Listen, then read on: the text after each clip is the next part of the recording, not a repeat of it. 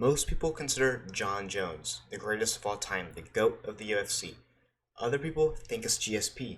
Some people might think it's Demetrius Johnson, But the point is, there is not one undeniable GOAT of the UFC. And in this video, I'm talking about what these potential GOATs would have to do or have to have done to become the undeniable GOAT.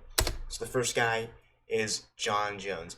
And Jon Jones, he needs to beat Tom Aspinall. That's one thing for sure. If Jon Jones can beat Tom Aspinall, that is a huge win for him. I hear him saying, like, yeah, if I beat Tom, what does that do for me? Dude, that validates your entire career at heavyweight, dude.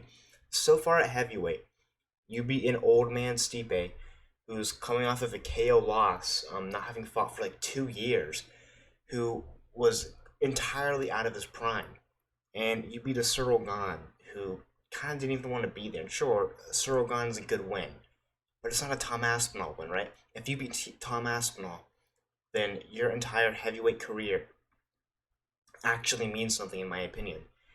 And also, another thing you might have to do is beat Reyes the first time or in a rematch, because one of the biggest things about Jon Jones is, bro, Jon Jones is undefeated in that octagon. I mean, the general consensus, and I agree, is that he lost to Reyes, right? And so, I mean, I wouldn't even, if he beats Tom Aspinall, I honestly don't even care if he would have lost one fight to Reyes. I don't think that disqualifies him from being the GOAT. But there's one more thing, is that he needs to have never taken steroids. In a lot of people's minds, taking steroids will automatically take you out of the GOAT conversation. And I kind of agree, I kind of don't. The thing is, sure, Jones has gotten busted for it. He's probably the most notorious steroid guy, or one of the most notorious steroid guys in the UFC. But he's not the only one taking it, that's the thing. And so he's just the one guy that we see over and over and over again get caught for it. But if he does these three things right here, then he's undeniably the GOAT. Undeniably, you can't make the argument for GSP or nowhere else. But what about GSP? What could GSP have done to be the undeniable GOAT? He needs to beat Johnny Hendricks in a more dominant in a rematch, or just beat him more dominantly the first time. It was a very close fight between him and Hendricks, and a lot of people think that this was kind of his Jones versus Reyes situation, and it was kind of a bad look for him to retire after, or not retire, but go on a 3-year-long hiatus after arguably losing a fight. And another thing he needs to do, he should have fought Robert Whittaker at middleweight. GSP gets critiqued a lot for arguably ducking Whittaker and fighting Michael Bisping instead. And I think if you were to beat Whittaker at middleweight, that's a huge win for him. And that would go a long way. And another thing I think he needed to do was get more finishes in his welterweight title run. A lot of times when I'm looking out how great someone is, if you're taking all these fights to decision, it's kind of a bad look. I mean, we want some finishes here. He has it's like a 7-fight decision streak. And I mean, I think to be the GOAT, you should have some dominant finishes. And sure, GSP has some, but it would be undeniable if 4 of these were finishes and he beat Johnny Hendricks and beat Robert Whittaker. I think that would make it undeniable, in my opinion. The next guy, Demetrius Johnson. Dude, Demetrius Johnson is up there in the GOAT conversation, but is usually behind Jones and GSP because at flyweight, there just wasn't the level of competition that there were in the other divisions. So one thing he'd need to do, he would need to have beaten Henry Cejudo in the second fight. It was a super close, controversial decision, and it would have been a super good win for him, knowing that he was 1-1 with Cejudo, and that was his toughest opponent. And I think for him to be undeniable, he would have need to go to bantamweight and beat TJ Dillashaw, Dominic Cruz, and Cody Garbrandt. And these are 3 huge wins. And the reason I think he has to do all this to become undeniable is because he had a great longevity at flyweight. But who did he fight? He fought Cejudo. I'm talking about his toughest opponents. It was Cejudo, and who else? Can you name them? You probably fucking can't, dude. You probably can't. And sure, he fought some good guys, right? But if he were to beat, the big dogs at bantamweight, these three big dogs at bantamweight, I think it would be pretty undeniable that he is the greatest of all time. Now the next guy, Anderson Silva, right? And I only have one thing for Silva on this list. I think he needs to have existed in the modern era, okay? I just, I don't think. Who was Silva's best win? Because the way we talk about the GOAT conversation, who's the greatest of all time, we don't care if you beat 100 guys on street beefs, right? It's who did you beat and how good were they? How good were they all time? That's why Jon Jones's win over Daniel Cormier is super impressive on steroids or not. The first time he was, okay, Jon Jones was probably always on steroids, right? If you take steroids, you don't stop taking steroids. But I think that Silva would have had to have existed in the modern era. And sure, Silva did get popped for some some sort of substance. I'm not sure exactly what it was. And I made the same point about Jones about never having taken steroids, so I would probably have to include that too. But could you imagine Anderson Silva doing what he did back then now against Hamzat Chimaev, Izzy, Sean Strickland, Robert Whitaker, middleweight Alex Pereira? Like, could you imagine that entire run now? That would be fucking ungodly if he was able to replicate what he did then now. So I think that would make him the undeniable GOAT. But I really don't know if there's anything that he could do in his time to still be the GOAT of the sport, because the sport moves on, right? Like in 50 years from now, we might look back at Jon Jones and be like, yeah, dude, he was good, but who did he fight, bro? Daniel Cormier? Daniel Cormier is like a top 50 fighter of all time now. Now we have so much better guys than him. I think right now DC is probably top 10 of all time, top 15 of all time. But in 30 years, who knows how those wins are going to hold up. And it's kind of the same way with Silva, right? Like his best win, was it Marvin Vettori? I don't know, man. Chael Sonnen? Like who would you say Silva's best or most impressive win was? Now, there was room or talks of Silva fighting GSP. If Silva could have beat GSP, that would have been a huge win for him. But I still don't know. I just still don't know if that would make him the undeniable GOAT, because the thing is, he has 11 losses. 11 losses. And a lot of these guys, like Jones, or like some future guys I'm going to talk about who are currently undefeated, it's just kind of hard to justify someone with 11 losses, being the GOAT of the entire sport. So I think he needs to have existed in the modern era. The next guy, Khabib.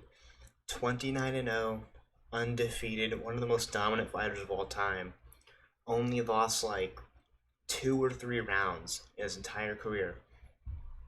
But he would have needed to do a little bit more. I think he needs 2 or 3 more title defenses at 155. I would have liked to see him fight Oliveira and fight the Volk who fought Islam. I think if Khabib fought I would love to have seen Khabib versus the Volk who fought Islam. Man, that would be so interesting, because Volk's striking is just going to be so much better than Khabib's, and it's just going to be the question of, can Khabib, take Volk down and submit him? So I would love to see that, maybe a third title defense of like a rematch, or who knows, just some other fight. And I think, to be undeniable, I think you need to beat Usman at welterweight, and if he just did that, he would be undeniable the GOAT of the sport. Well, that would be like 33-0 or something, beating prime Kamaru Usman, Oliveira, Volk, one other guy at 155. I think that would make Khabib undeniable. Next up, Alexander Volkanovski. He's one of the greats, one of the greatest of all time, especially in his prime, But he needed to beat Islam the first time, and there was a super close fight between him and Islam. But let's be real. I'm an Islam fan and a Volk fan. Volk lost that fight, and we have to accept that. Rounds were close, and he ended the fight looking like he was about to finish Islam. He looked into the fight super impressively, but he did lose to Islam. He needed to beat Islam the first time, and he needed to beat Ilia the first time. Islam is undeniably a top 10 fighter of all time already, arguably a top 5 fighter of all time. Some people even have them, like Lucas Tracy, I think put him in his top 3 of all time. Islam is very good.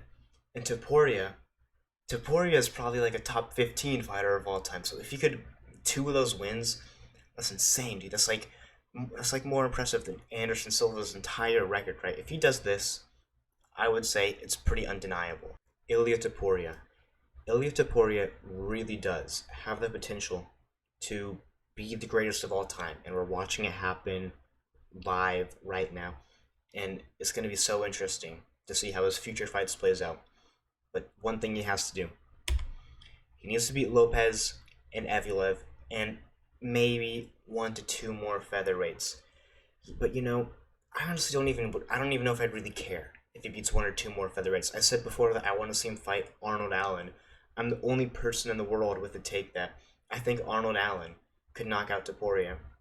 But whatever, I'm not talking about that here. I honestly don't even know if I care about the 1 to 2 more featherweights after beating prime Volkanovski. And yes, Volkanovski was in his prime. I know he is coming off of a KO loss to Islam. He looked really good in the fight. He was, piecing Topuria up with his jab, keeping it at distance, and it looked like prime Volk. He just got caught, and that's what Topuria does. He catches you. And beating Max Holloway.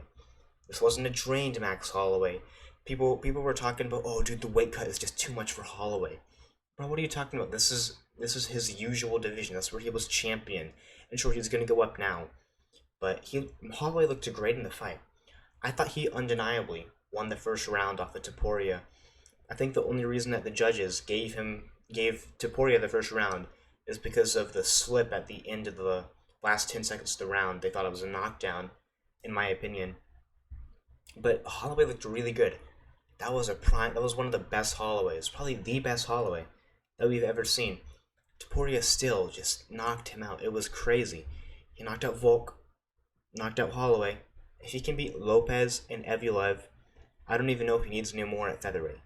But there's one more fight for him that is make or break to determine if he can be the greatest of all time. And he needs to be Islam. And dude, I want to see Islam versus Topuria so bad.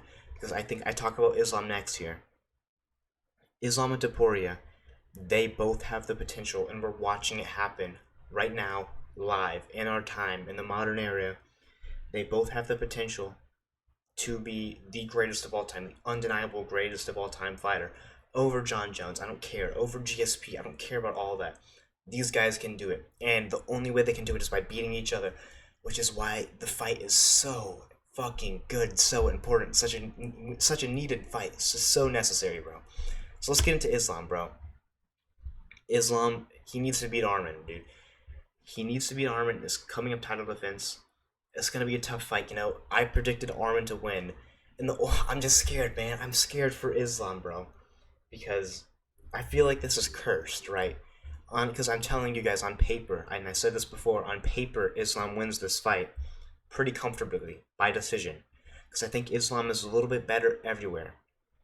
But this is one of those fights where, energetically, this is gonna sound fucking stupid, but it's one of those fights where we're about to see something so great happen, because we want to see Islam become the GOAT, or we want to see someone become the new GOAT. We want to so bad. We all love Islam. This fight right here, it seems like this might ruin everything. It's just that sort of energy, it has that sort of just upset energy, and that's just what I'm saying, man. It's just in the air, and we have to be ready for an upset. But whatever, that's for a different video. But if Islam needs to beat Arman and beat Topuria, and if he does that, some people would already consider him the GOAT. But to make him undeniable, I think he needs to go up and beat Shavkat at welterweight. If Islam, 3 more fights, one of them is happening in like a week, and if he does those fights, he is the GOAT of the sport, the GOAT of the entire sport, and it's so exciting to see. But then again, it's probably the fight with Topuria probably isn't going to happen, right? Islam's going to fight Arman. Let's say he wins. Do you really think that Topuria, after one title defense, is going to come up and fight Islam? Or do you think Topuria is going to do one more fight at featherweight, then go fight Islam? Because Islam's not just going to sit around and wait for Topuria. And this also relies on the fact that Bilal Muhammad needs to lose to Shavkat, so because Islam and Bilal are too friendly. This would be a dream scenario for all UFC fans around the world. If Islam versus Topuria happens, Islam beats Topuria, then Islam goes and beats Shavkat. 3 more fights, he's the undisputed GOAT, the best of all time, and he can retire right then and there, the greatest of all time. But let's talk about Islam's future, right? Let's say he beats Arman. He's probably going to have another fight at 155 because he's not going to go up to welterweight if Bilal's the champion. And that fight, the fight between Bilal and Shavkat, might take a little bit while to happen, right? Bilal's still coming off that toe injury. And that's assuming that Shavkat wins. So what is Islam going to do next? Is he going to fucking fight another lightweight contender? If so, who? Like, legitimately, is he gonna fight Charles Oliveira again? Because I think if he does, it's a pretty easy fight for him. But I don't know, man. Like, I really don't know what's next for Islam. And Bilal Muhammad is kind of ruining Islam's chance at double champ status, which is kind of funny. But yeah, if Islam does this, he is the GOAT of the sport. It's undeniable. That's all I have. That's all the people on here. You can let me know if you agree or disagree. Do you guys think people would need to do more, less, or what? This is just ideal circumstances, and I'm super excited. Oh, I just keep saying this. I'm so excited to see Islam versus Topuria, or one of them, because these are the guys who have the potential to be the greatest of all time that we're watching happen now, and I'm so excited to see it. And I don't it's gonna be one of them, hopefully. I mean, we could get a boring ending where Islam loses to Arman and Topuria loses to like Lopez, or if Topuria loses to Evloev, that's gonna fucking ruin the UFC, dude. It's gonna ruin the UFC. That'd be so. Oh God, I would hate that, dude. Can you imagine that Evloev becomes the greatest of all time? God, what a fucking crazy sport, man. Yeah, but that's about it. Let me know if you agree or disagree, and bye bye.